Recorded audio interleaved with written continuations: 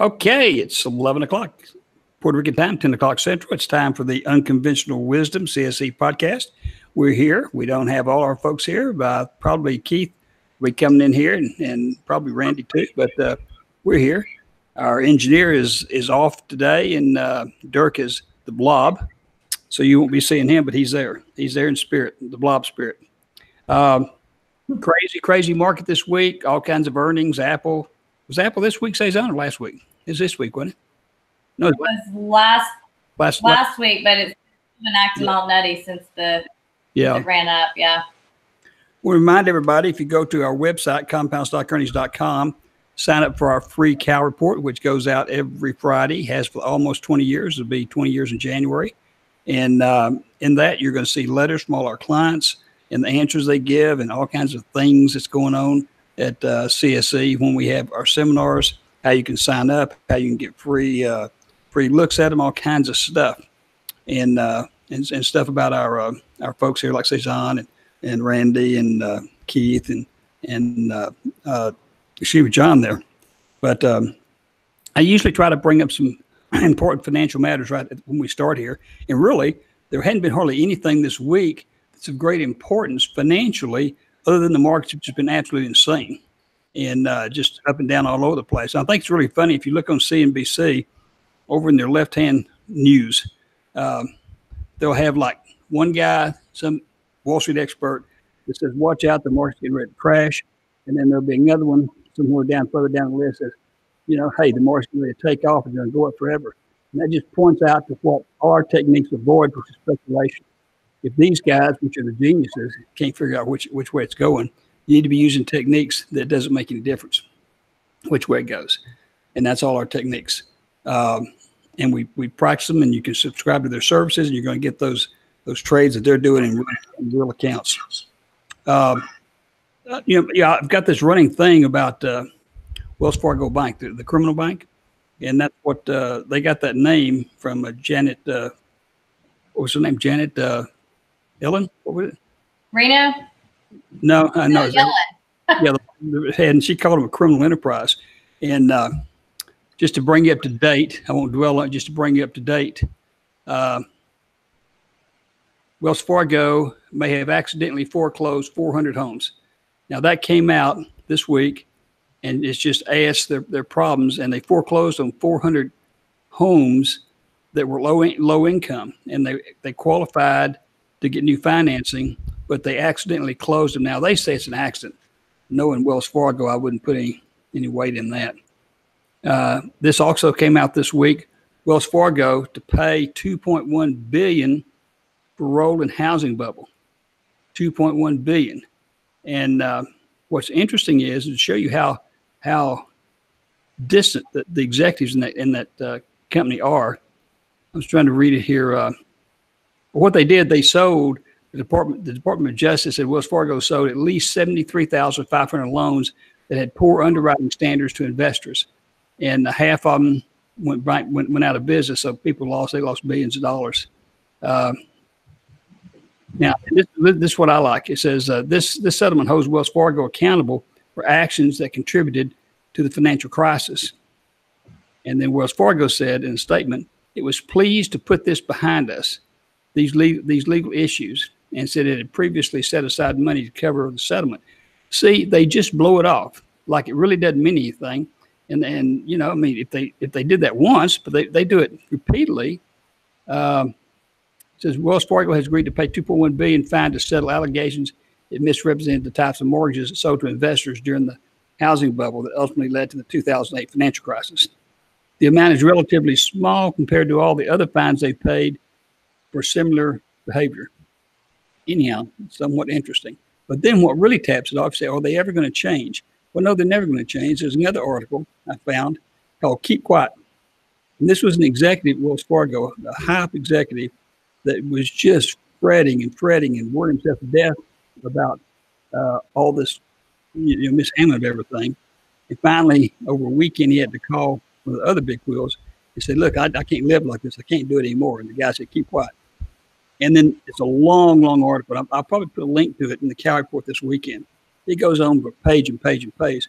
And he's talking exactly precisely how throughout that whole executive, branch of the bank in the West Coast, East Coast, everywhere they are, how they shuffle this stuff around so nobody knows. And when you do know, you either get fired, you say anything about it. In this case, this guy said they told him to keep quiet. And ultimately got fired. And they ended up having to sue him for something like $10 million because he informed on the whole thing. So it's pretty interesting stuff, I think. That's all the great news that's going on. Hold on a minute. Let me get my screen back up here. Clayton, let's start with you. What's been going on in the micro moment trading this week? Well, so Apple had earnings last week, and then it ran up significantly, and then it's had some pretty good continued upward movement. Today it's been up around 209.60, not quite to 60.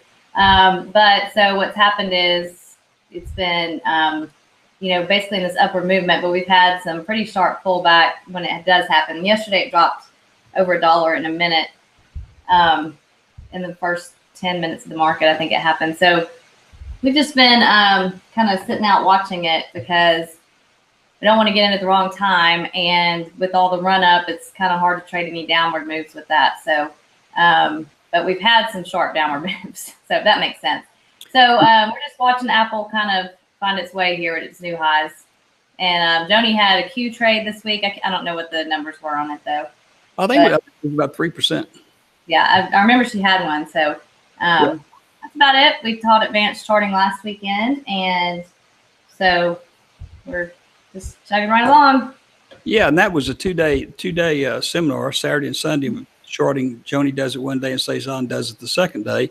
A lot of people were attending, and it was a really great seminar. And that's every 2 or 3 months, I think, that they schedule that. And it's in the Cal report. All these seminars are scheduled in the Cal report. Cezanne and Joni do our micro moment trading, where they're in when the market opens, usually the first 30 minutes of the market. Trade lasts maybe 15 or 20 seconds, and then they close out. They're done for the day. And we tell them only do one trade because it's so intense. You're so intense. And they're using our proprietary charting. It tells them when to get in and when to get out. But if you concentrate too long, you try to immediately go out and do another one, you're going to end up messing something up because very few people can have that much concentration and discipline. And we'll talk about discipline here in a minute when we talk to John over here. But with this trade today, we've got a running total on a monthly basis. But this trade today, right now, they're 101.6% through the first 7 months. Now, obviously, we hadn't had this month because it's not over. But just this trade today would get it up to 104 or 5%. Now that's for the 7 months. It's incredible returns, and you don't have to do a trade every day. I mean, they've got a total of probably maybe Joni Cezanne had something like 10 trades the first 7 months, something like that. If Joni's had 20, or it could be you had 20 if you had 40 or something like that. But when you get these trades, when you subscribe to their service, you get these trades. They have the seminars Monday, Wednesday, and Thursday. And you see what they're doing, they explain it, and then you get these notices about smartphone, email, and on your trading screen, and you can follow it exactly along with it. Now, your volume's doing something weird. Your sound. My sound is. Oh, now it's all better. It got funky for a little bit. Well, you just have to mention it to me. I correct it immediately. Oh, yeah. It did. Yeah, it's magic. Okay. Now, decote to their technique is John, who you see down there, and he's getting ready to speak in a minute. Now, John, he's all involved with us here, and he's our perpetual rule breaker, and he does extremely well. His returns are extremely well, but he's trying to get it under control. And he only had one trade this week so far, and it's just simply because it's just some weeks you don't do something. You don't go rush out there and just do something to be doing it. And so, John, why don't you kind of pipe up there and kind of let us know what you've done this week and why you only had that one trade? Well, last Friday, I thought I'd take advantage of some of this up movement in Apple, and I got into a momentum trade for tomorrow's option. But last week, I thought, hey, it's going up like a rocket. There's got to be some money here. But boy, once again, I think they found out that I got in because it immediately dove down. And then, of course, holding on to that over the weekend was bad news. And of course, after I saw the webinar, I remembered a few things. And boy, I wouldn't have done that trade had I remembered what was going on here. So You need current training periodically, just like we did in the aviation industry, because you just can't remember everything, or you remember things you forgot. And anyways, on Monday, Apple hit 4 separate individual highs at various ports of the day, about an hour and a half apart.